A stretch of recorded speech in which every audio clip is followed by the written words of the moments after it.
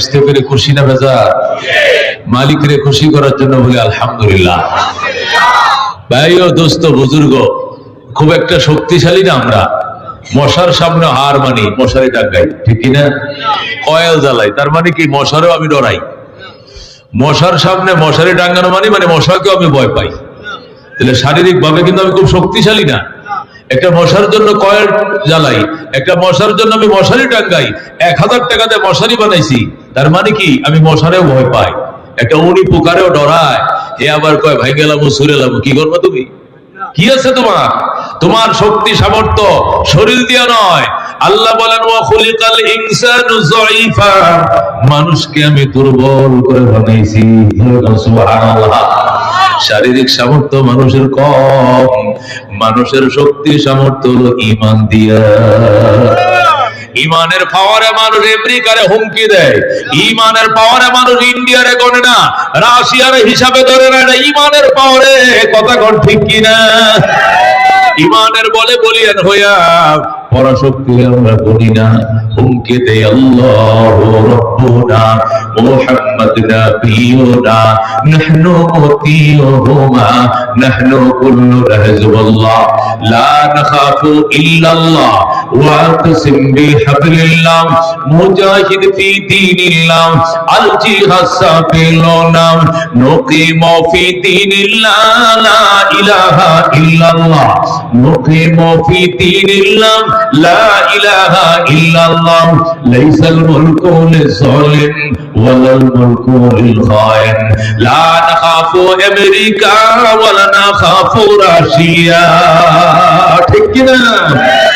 এনা বক্তের কষ্ট না, আল্লাহু রাব্বুনা মুহাম্মদ নাবিয়ুনা নাহনু মুতিয়ুহুমা নাহনু কুল্লু হিজবুল্লাহ নাহনু কুল্লু যুল ইসলাম কানুনুহু আল কুরআন قال الله في القرآن الملك للرحمن الملك للرحمن نقيم في دين الله لا إله إلا الله نقيم في دين الله لا إله إلا الله ليس الملك للظالم ولا الملك للخائن لا نخاف إسرائيل ولا نخاف إنديا.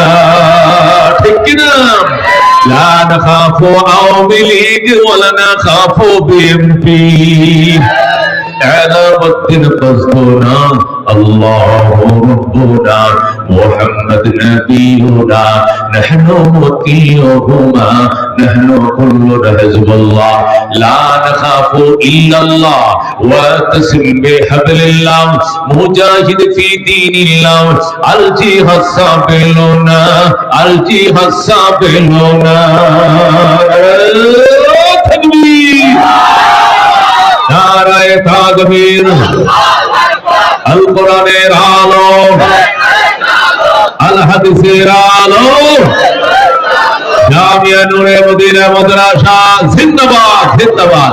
মেরে ভাই ও দোস্ত বুজুর্গ বলতেছিলাম, শারীরিক ভাবে আমরা খুব শক্তিশালী নই, শক্তি থাকলেও এর কোনো হিসাব আল্লাহর কাছে নাই।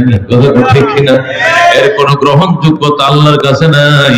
আল্লাহর কাছে শক্তিশালীর মূল্য নাই, আল্লাহর কাছে সুন্দর চেহারার মূল্য নাই, আল্লাহর কাছে উচ্চ বংশের মূল্য নাই, আল্লাহর কাছে ক্ষমতার মূল্য নাই, আল্লাহর কাছে মূল্য তাকওয়ার মূল্য। কথা ঠিক কিনা?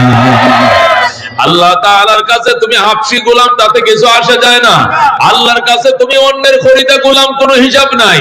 আল্লাহর কাছে তুমি কালো, এর কোনো হিসাব নাই। আল্লাহর কাছে তুমি ধনী, এর জন্য কোনো কর্তব্য নাই। আল্লাহর কাছে কর্তব্য হলো তাকওয়া। কথা ঠিক কিনা? আত-তাকওয়া হাহুনা, নবী বলেন তাকওয়া তাকে আত্মায়। কোথা থেকে আত্মা? রাহমাতুল লিল আলামিন সাল্লাল্লাহু আলাইহি ওয়াসাল্লাম 10,000 সাহাবী নিয়ে মদিনা থেকে মক্কা শরীফ তশরিফ আনলেন। আনার পরে রাহমাতুল লিল আলামিন হেরেম শরীফে ঢুকবেন। ঢোকার টাইমে দেখলেন দুই চাচা হেরেম শরীফ থেকে বের হয়ে যায়। নবী বলেন, চাচারা কই যান? দাঁড়ান।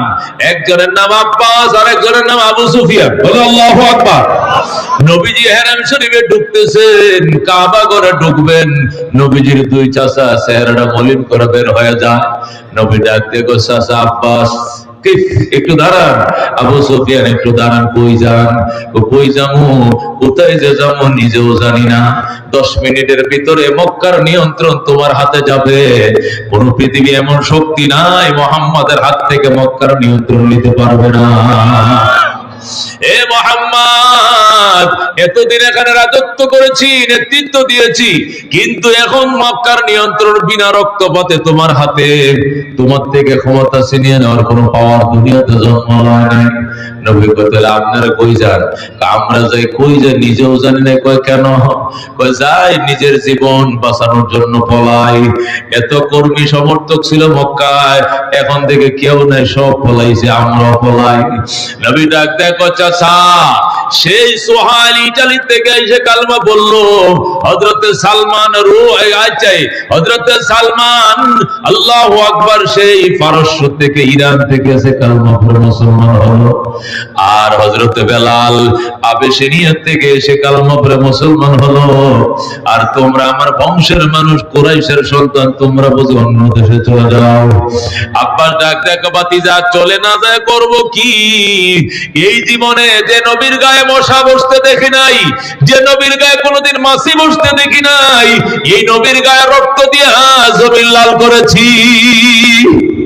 আজকে কোন সাহসে মক্কায় থাকবো?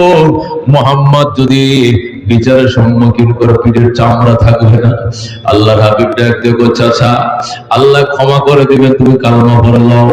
চাচা ডাক দেখো, আল্লাহ ক্ষমা করবে মানলাম, কিন্তু তুমি ক্ষমা করবে নি। নবী কয়, আমার আল্লাহ মাফ করার সাথে সাথে আমি নবীও মাফ করে দিলাম। সুবহানাল্লাহ। তবু চাচা কালমা পড়েন।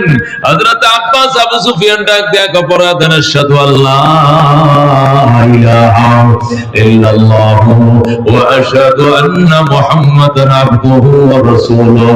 নবীজির দুনু চাচা কালমা পড়ে মুসলমান হয়ে যায়। হযরত আব্বাসকে নবী ডান পাশে নিলেন, আবু সুফিয়ানকে বাম পাশে নিয়ে দুই দেহরক্ষীর মতো, বডিগার্ডের মতো নিয়ে নবীজি হেরেম শরীফের দিকে আগাইতে শুরু করলেন। আল্লাহর ঘরের সামনে গেলেন, যায় বলেন, আব্বাস বাইতুল্লাহ চাবি কার কাছে? কয় আছে। কয় কার কাছে? কয় আছে। আছে বললে হবে না, চাবি নিয়ে আসো। হযরত আব্বাস বলেন, যার কাছে চাবি দিছি উনি তো পলাইছে। কয় কোথায় গেছে? চাবি নিয়ে আসো। গুহার ভিতরে যাইয়া ডাক দেখো, কই রে চাবিওয়ালা, চাবি দে। আব্বাস পাহাড়ের গুহার ভিতর থেকে বাইতুল্লাহ চাবিওয়ালার পাইছে, পায়া চাবি নিয়ে আইছে। নবী কো তালা করলো।